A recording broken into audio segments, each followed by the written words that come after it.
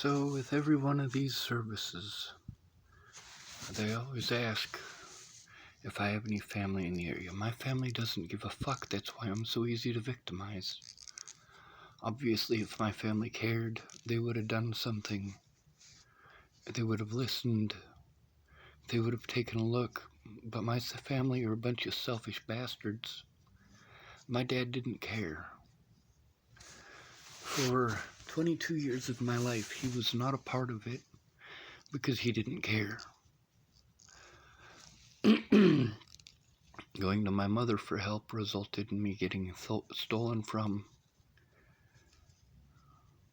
and incarcerated even. See, that's the thing about my family. They're drug addicts and abusers, and I needed protected from them growing up.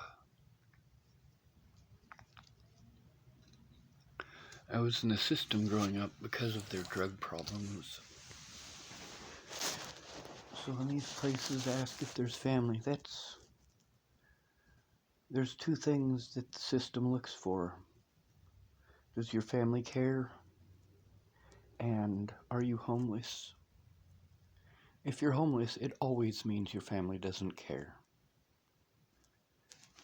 You're not homeless because you're an addict. You're not homeless because you're not trying. You're homeless because you're easy to victimize and because it's too expensive to get up and out without help. But when you have disabilities, that just makes it easy for you to be victimized. Physical disabilities people look at and go, oh, well, that's messed up, he's in a wheelchair. But mental disabilities brought on by years of abuse, they use that to abuse you further. They use that to generate free revenue. And it's not free revenue, you, the taxpayers, pay for it. Now, I've literally called hundreds of places trying to get help. Hundreds. None of them have helped me. They want you to fill out paperwork so that they can get free money from the government. Many of them are federally funded.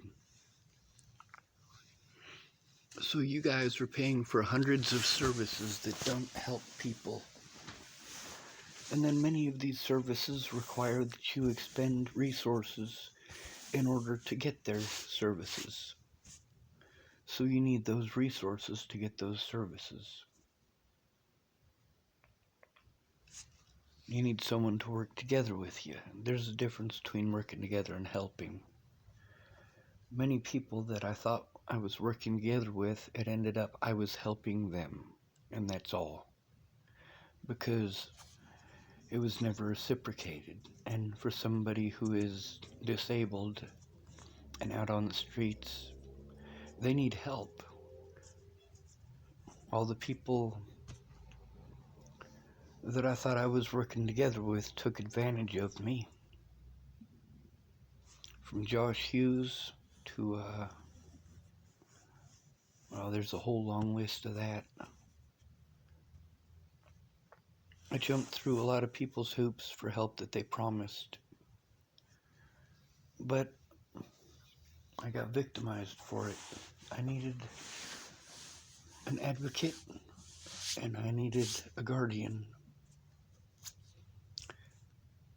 Two things that I've been trying to get since before Natalie was killed. I mean, I should have had a guardian to help me with this since way back in the day. The things that I use to cope, they keep getting stolen from me. See, I'm not like this because I'm a terrible person. I'm like this because I'm desperate and need actual help. And people don't provide that help. They say that they will, but then they're too busy with their own stuff. They're too busy getting drunk, or too busy getting high, or too busy arguing with their significant other. My dad was severely verbally abusive the last time I was up there. Yelled at me almost every day.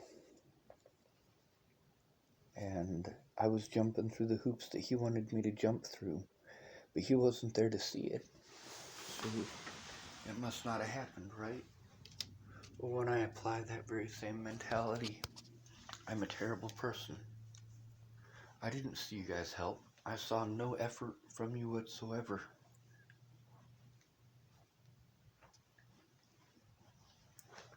Miss Peaches, 2 years after Natalie's death, she still hasn't filled out a police report. Or a report of any kind. About the things that I have had to endure. Things that she was witness to. To be a witness to abuse and spend 2 years doing nothing while that person is abused further because you did nothing, and I do mean nothing. 0 words. Miss Peaches knows that I went to her house on 4 separate occasions before Natalie died. She knows that she didn't do anything. She didn't stop and listen. The last time she was finally going to. And that's when we found out Natalie was missing. And then after all the hell that I've gone through, she wants to say fucking mean shit to me like, oh, well, you know, the only reason you're not in prison for a murder you didn't commit. Fuck you, Peaches. I didn't go to your house those 4 times over fucking Natalie getting murdered. She was still alive. I went there for your help, and you treated me like shit on 3 of those occasions. That first occasion when A-Bear decided to interrupt, you were drunk, but at least you were listening. And then when A-Bear got up, both of you treated me like shit. And every time that I went to talk to you after that, you treated me like A-Bear did. Whether it was over the phone or in texting, it was you treating me like shit for being overwhelmed and asking for your fucking help, telling me I need to do this and I need to do that. Fuck you, Miss Peaches. Write it the fuck down. You don't like the things that I had to say after 2 years of you doing nothing? Nothing.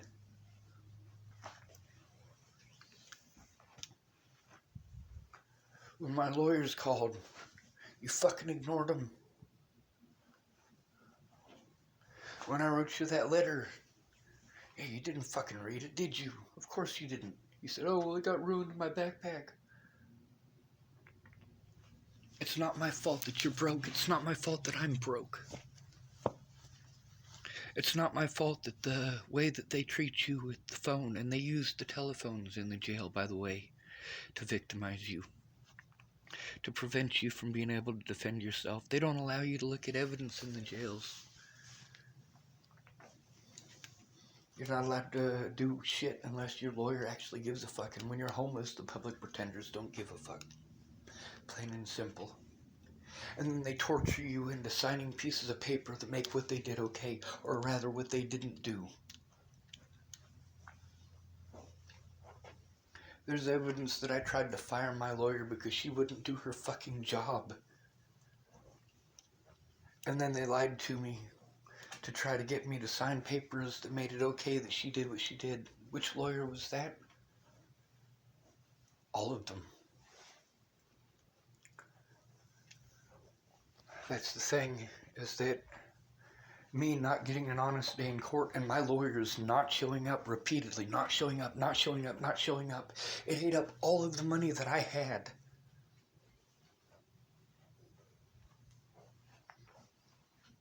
And it destroyed my ability to defend myself. It destroyed my ability to show evidence because they wouldn't do their jobs. They wouldn't even show up.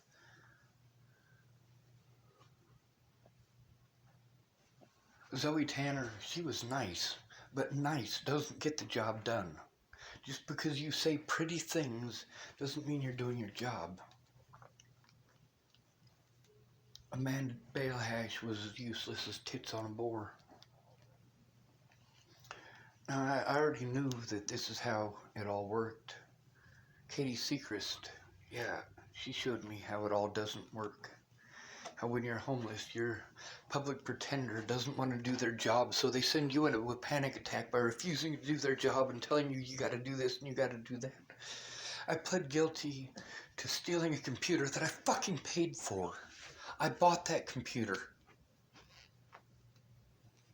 That's on my permanent record, and they get to use that against me. The court dates that I was prevented from going to, and the evidence that I was prevented from showing, will prevent me from having an honest day in court ever. The slander by the Bolligers and their fucking cronies was allowed in the courtroom, and actual evidence was not. What the fuck kind of a justice system is this? It's not. It's an injustice system. No money means no rights. And if you're disabled, you're easy to victimize. The police know it. Your public pretenders know it. It's free money for them. It doesn't matter if they win or lose, they still get paid. And you pay for it. And then you pay for the incarceration of those innocent people. And then you pay for these hundreds of services that don't do anything. They're all getting federal funding, and none of them are doing anything. The most vulnerable people in America are victimized by our own government, by the people.